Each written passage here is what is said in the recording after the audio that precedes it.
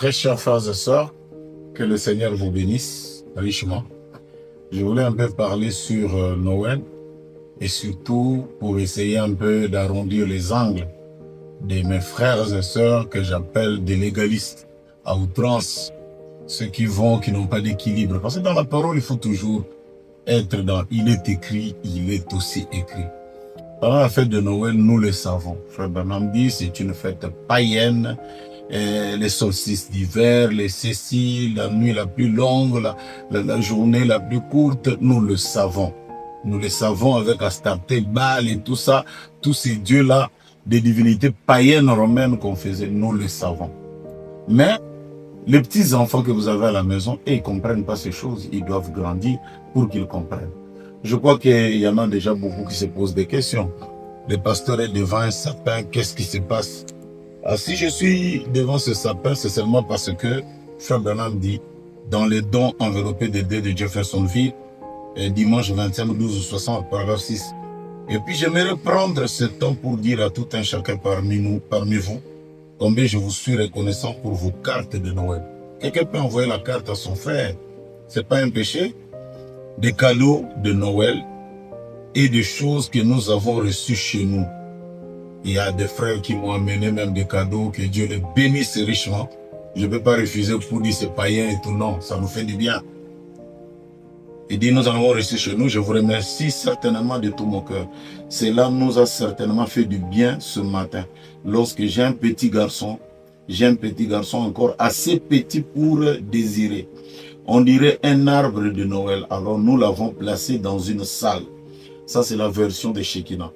On dit nous l'avons placé dans une salle, mais j'aimerais bien lire un peu la version de la voix de Dieu, parce que la voix de Dieu ne dit pas ça. La voix de Dieu dit plutôt,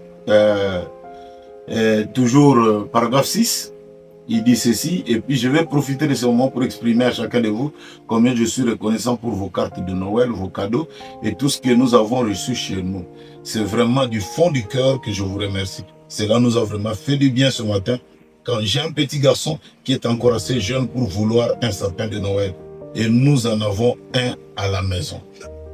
La version de Shekinah dit, ils ont mis ça dans une salle. On suppose que dans la maison aussi peut-être il peut y avoir une salle.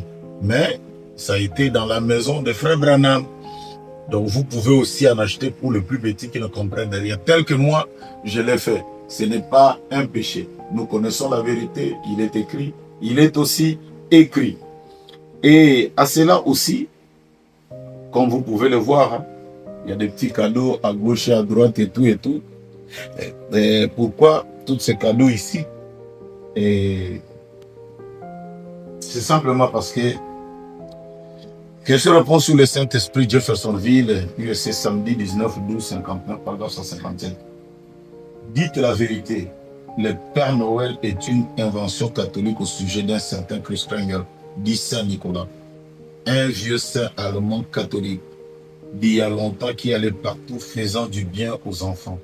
Et ils l'ont perpétué sous forme de tradition. Mais Jésus-Christ est le Fils de Dieu, il est réel et il vit. Maintenant, voici une question. La dernière alors, elle est très... Mais remarquez, il se peut que vous ne soyez pas d'accord avec moi sur ce sujet, mais c'est effectivement le cas. Rappelez-vous, faites-les amicalement, je vous en prie. Je vous aime et je n'aimerais pas vous blesser. Je veux être franc. Si je ne le peux pas, si j'ai dit un mensonge à mon fils, alors je suis un menteur. Voyez-vous, je vais lui dire la vérité. La vérité sur quoi? Sur le Père Noël. Bon, je lui parle du Père Noël, je lui dirai, oh bien sûr, il y a un Père Noël. Observez bien, papa, le soir de Noël.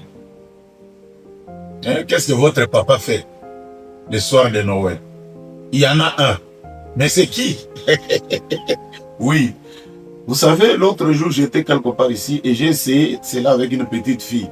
Il a essayé quoi, la même formule. Il y a un Père Noël, observez votre papa. Vous savez, l'autre jour, j'étais quelque part ici, j'ai essayé cela avec une petite fille, simplement pour voir.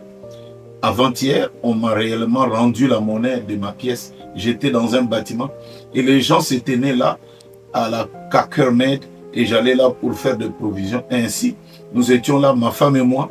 Il y avait une toute petite fille qui n'avait plus de 18 mois. Elle se tenait là, faisant chanter les cloches sonnent, et j'ai dit, à sa façon, vous savez, j'essaie, assise à l'arrière du petit chariot, je lui dis, attends-tu le Père Noël?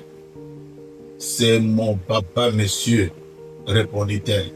Je lui dis, merci ma chérie, tu es sage.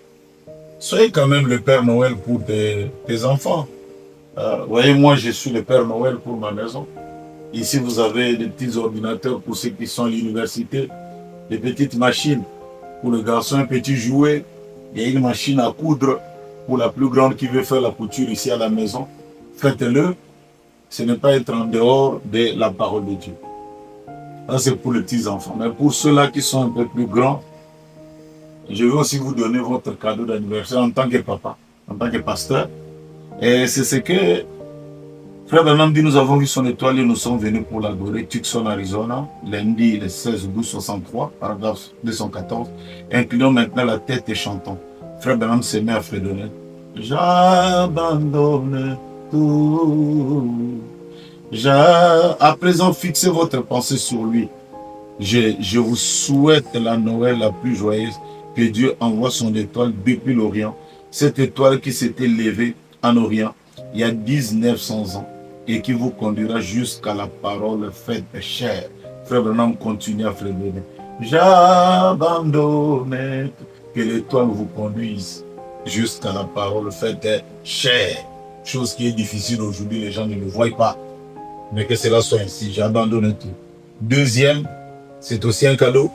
Pourquoi il fallait que ce soit les bergers de Tucson, Arizona, lundi le 21 12 64, paragraphe 244. Que pouvons-nous faire? Dieu bien-aimé, que puis-je faire? Aide-moi ainsi que ces autres bergers à travers le monde, Seigneur. Les bergers de la parole pour la proclamer, Seigneur. L'année prochaine, aide-nous, Seigneur. Nous te prions. Donne-nous de ton amour, de ton esprit et de ta lumière. Ce soir, nous nous consacrons à ta parole et à ton appel. Au nom de Jésus-Christ, nous recevons ton cadeau de Noël. La parole de Dieu faite chair en nous. Amen.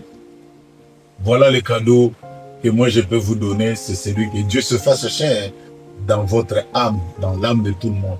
À ceux de Kikiama, c'est de Sekebanza, c'est de Kinzamvwete, c'est de Maluku, c'est de Lubumbashi, l'Is Tabernacle, c'est de Rouge-Gorge Tabernacle ici, c'est de Montréal, c'est de toutes ces églises. Le Kolela et tout, vraiment que le Seigneur vous bénisse richement et que la parole se fasse chère en vous. À tous et à toutes, encore un grand shalom.